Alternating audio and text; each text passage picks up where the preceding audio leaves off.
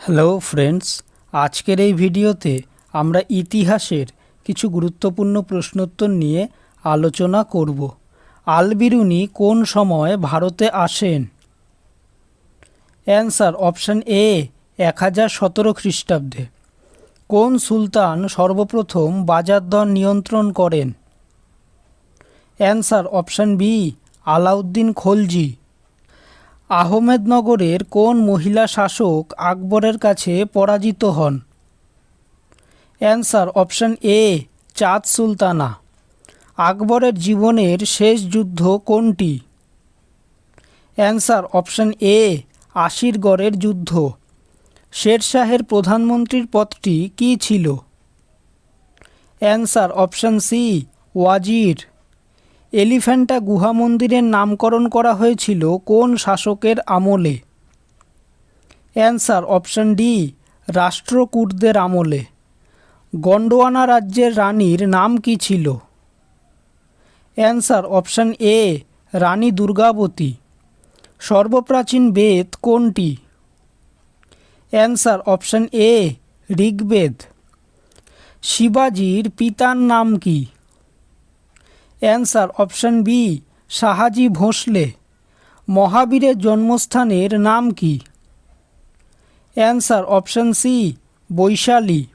ঔরঙ্গজেবের মেয়ের কী নাম?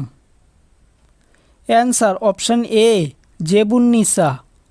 শকদের ভারতীয় ভূখণ্ড থেকে বিতাড়িত করেন কে? Answer option D Gautamiputra Satakarni. আকবরের সাম্রাজ্য কয়টি সুবায় বিভক্ত ছিল?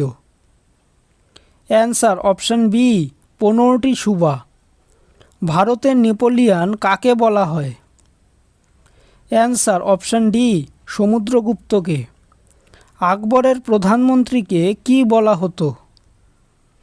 অ্যান্সার অপশান এ ভকিল।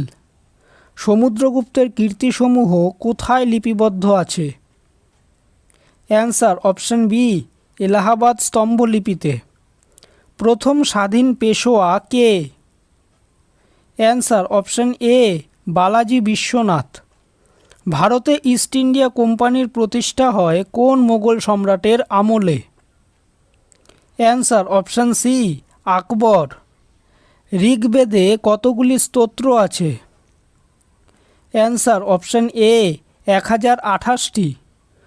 কনৌজের হর্ষবর্ধনের সমসাময়িক বাংলার শাসক কে ছিলেন? Answer option C Shashanka. শেরশাহের আসল নাম কি?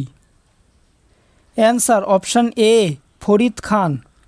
কোন শিখ গুরু সরাসরি মোগলদের বিরুদ্ধে অস্ত্র ধারণ করেছিলেন? Answer option D Guru Gobind Singh.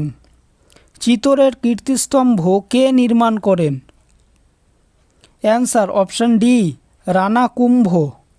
আজমিরে কোন সুফি সন্তের দরগা আছে? Answer option A Khwaja Moinuddin Chishti. Buland Darwaza কোথায় অবস্থিত? Answer option B Fatehpur Sikri. Tahqiq i Hind বিখ্যাত সাহিত্যকর্মটি রচয়িতা কে? Answer option C Al Biruni. Somnath মন্দির কে লুট করেন? অ্যান্সার অপশান বি গজনীর সুলতান মাহমুদ। ভিডিওটি যদি ভালো লেগে থাকে তাহলে ভিডিওটিকে অবশ্যই লাইক করবে, চ্যানেলটিকে সাবস্ক্রাইব করবে আর তোমাদের মতামতটি অবশ্যই কমেন্ট করে জানাবে। ধন্যবাদ।